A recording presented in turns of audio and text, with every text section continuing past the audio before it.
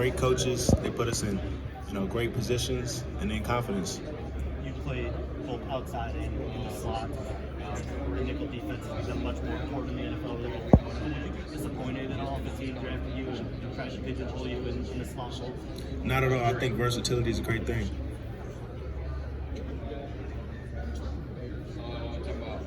Yes, sir.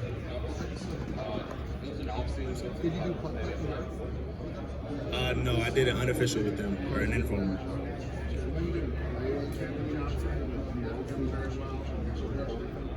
Yeah, most definitely. We talked, occasionally in the off season. He came down to Utah last year before his season. We watched a little bit of film with Coach Shaw, and we studied a little bit. I got to show him some of the things I've watched about his film from when he was at Utah, practice, in games. He's a good dude. Super focused, great technique. He's somebody that, almost a mentee or a mentor for me, when I went to Utah, and somebody I really looked up to because I wanted to do the plan that he did 3 years and out, and here I am today. Is there any corner in the NFL that you model? That's a lot of them. I watch a lot of guys. I like to get interceptions like Xavier Howard did, a few ago. Play with the ferociousness that Jalen Ramsey plays with, the technique that Jaire Alexander plays with, the versatility that Kenny Moore has. Can you talk a little bit more about the film study aspect of it? How's maybe your film watching, film study developed from the time you got to Utah to now that's made you that better ball skills? Great question. I think it starts off with just early on understanding just how to watch film. My first season, I thought I knew how to watch film, but I wasn't really watching. Had to go from watching personnel and specifics to watching formations to watching down and distance, and I credit that to Coach Scally, Coach Shaw. They taught me how to watch film, man. And year 3, I feel like I put it all together. The Steelers have a need at corner.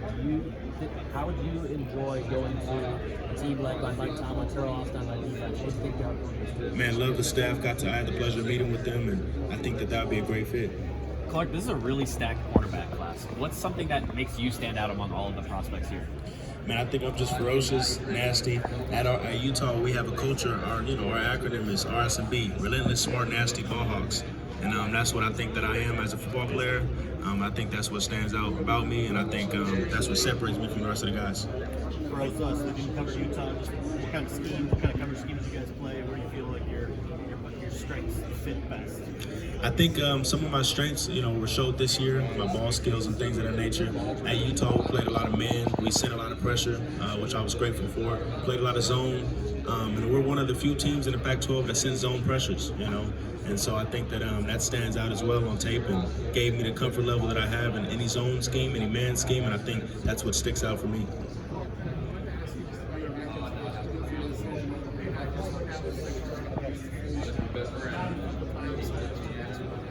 Yeah, great question. It went back and forth. When you're going against the best of the best, that's how it should be. I got to see him twice. I was blessed to see him twice this year, and they're a great team. Caleb Williams, great quarterback. We won the championship, but he's a great football player. He's elusive. He takes his time in his route running. Super patient. You talk about the things that make a great DB, a patient DB, eye discipline. He combats that by being super patient as a receiver. He's not rushed. He takes his time. He knows he has a Heisman winner at quarterback, and man, they did everything that they could, and they're a great team, great competition, and my hat goes off to Jordan Addison.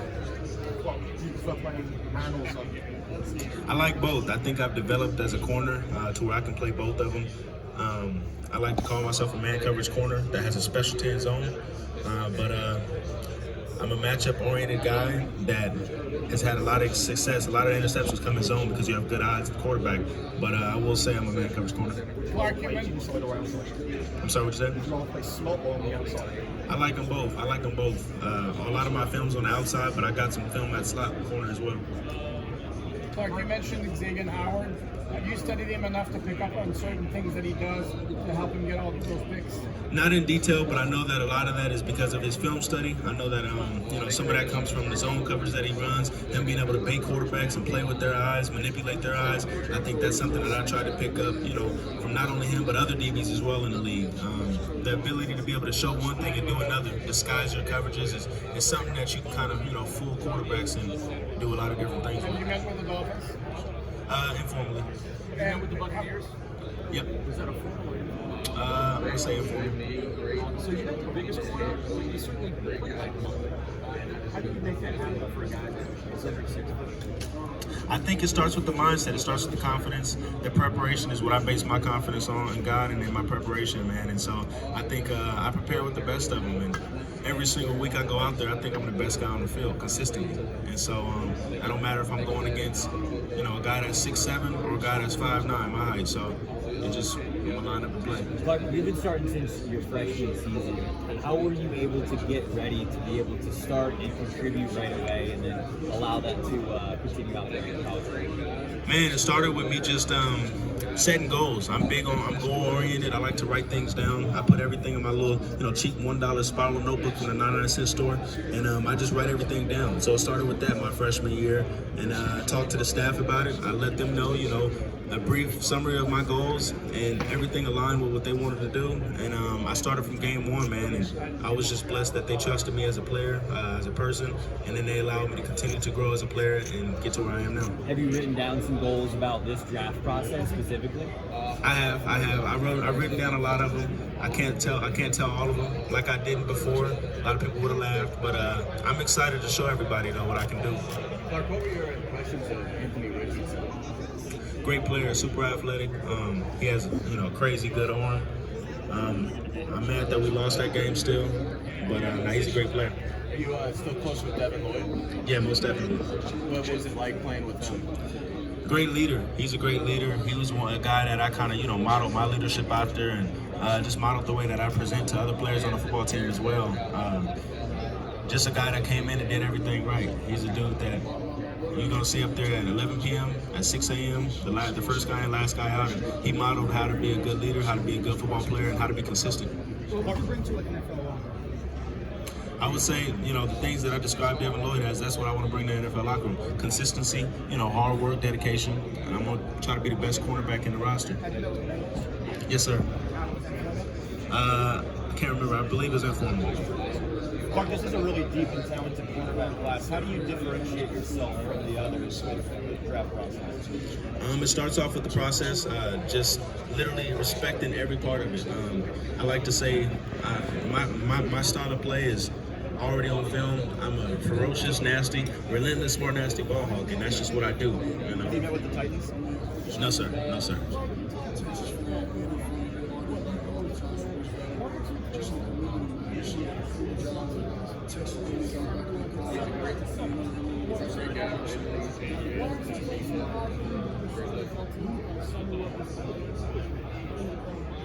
Man, honestly, I can't think of only two. I'd say three. Okay, three. Give me three. There was a game where I had actually 3 interceptions. I'd say Oregon State. You can go to that game.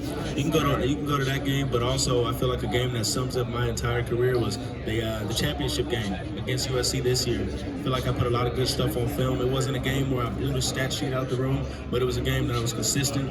We played a myriad of different coverages, from zone to man to blitzes. You've seen Coach Scalley's play calling. It really fluctuated and really played to our strengths, and I was something I was super grateful for. Clark, you could compare your game to guys in the league. What are some guys that you kind of look up to that are play now in the NFL? And then what are like two traits that you think that you can really flex on and say like these are like some of the best traits that I have compared to most of the corners? Man, great question. I would say Jaire Alexander, Kenny Moore. I like his versatility. I like his ability to move. But I bring up Jaire Alexander first just because of obviously the height, his elusiveness, the quickness, the cat-like quickness, the change of direction, and then just the dog mentality that I'm going to dominate the dude in front of me every single rep. I think his fierceness, his ferociousness is something that I look up to, and it's something that every single week that he plays, I look and I try to watch that game. Clark, have you met with the Steelers before? Yeah. Was that formal or informal? It was formal. And what impressions do you have of Mike Tomlin? It was great. Coach Tomlin is super great. It was one of my funner interviews. They talked about, everything from my childhood to who I am as a player, and I was super grateful for that. Clark, have you met with the Cincinnati Bengals? I haven't yet, not formally. Are you going to meet with them at some point? Yes, sir. Clark, are you being talked to teams? Are they looking at you more of the inside, outside, being on the boundary, being in the nickel? Obviously, coming out, you have played more on the outside. Do you feel that that's something you can bring with the team, being able to travel back and forth, match up, kind of like what side you guys are a lot of the top guys? Most definitely. I think that's another thing that separates me from my class. A lot of guys can only play one thing, whereas I pride myself on being able to move inside, whether that be follow a guy. If he goes to the slot, the running back position, goes to center, I'm going with him. I feel like I can do that, and so I'm grateful for being able to have that versatility, but I think that's something that teams are going to value as well. We'll see, though. I know you said you haven't talked to the Bengals yet, but what do you like about their defense, especially their secondary with Cam Taylor-Britt? What do you like about that? I think it's a defense, again, that I can fit in, easily. Of course, everything's going to be new as a rookie. You're going to have a lot to learn. The playbook's going to be thick. But I look forward to every team that's interested in me. What is it about the Bengals defense where you feel like you yourself can specifically fit into that? Like, what sticks out in that? I think based on the teams that they played this year and the team that they're going to play next year, they're going to have a role for me. With my versatility, whether it's inside or outside, I think I will be able to apply it to their defense. You mentioned it earlier, the Oregon State game. You had a pick six in that game. Can you talk me through what you saw? It looked like you doing a bit of banjo man match coverage. Right. I saw the signals. So Right. So in that game, they actually showed something prior to that game. 2 games before where they went pro split or tighter split alignment by the receiver, and he had a corner route. That route was followed by another route or whatever, and so as soon as we saw it on film, we knew that they'd try to hide it some way, somehow. So when it got to our game, they tried to do it out of a different formation. They did it out of the tandem, but they started in one formation. He motioned down, and then he went to that same tandem. So I said, all right, we're going. So we call it Halo. We go, tandem coverage, and basically I know that I've got the out, and so I made it look like I was backing up for the quarterback, and really in my mind I'm saying I'm taking this ball away from him, man, and I ended up taking it away. Clark, you mentioned how you write down your goals. Has that been something that you've always done from a young age? Yeah, my dad was super big on that, and everything that we do as a family, we try to set up every single next step, every single next process, every single next phase by just writing down what we want to accomplish. And it's been a habit that I formed since early high school, as early as I can remember, and now it's just something that I do, whether it's spring ball, fall camp, season, the 40-yard dash, I'm writing down every single goal. How does writing things down help you stay focused? I'm sorry, what did you say? How does writing things down help you stay focused on your goals? I think it's something visual. I'm a visual learner, so being able to see everything every single day. I'm big on also putting things on my whiteboard. I have a whiteboard at every place I've ever stayed in Utah. Putting things on a whiteboard so that every morning I'm looking at that. So if my actions ain't lining up that day with my goals, then I know I gotta adjust. You've been really good in coverage, but do you feel like you can bring a physicality in the run game and come down and make some big tackles? Yeah, no, most definitely. I think that's an area that a lot of DBs can grow in, and I think that's an area that I want to continue to grow in as well. Have you met with the San Francisco 49ers formally at all? Not formally. Informally, yep. Thank you.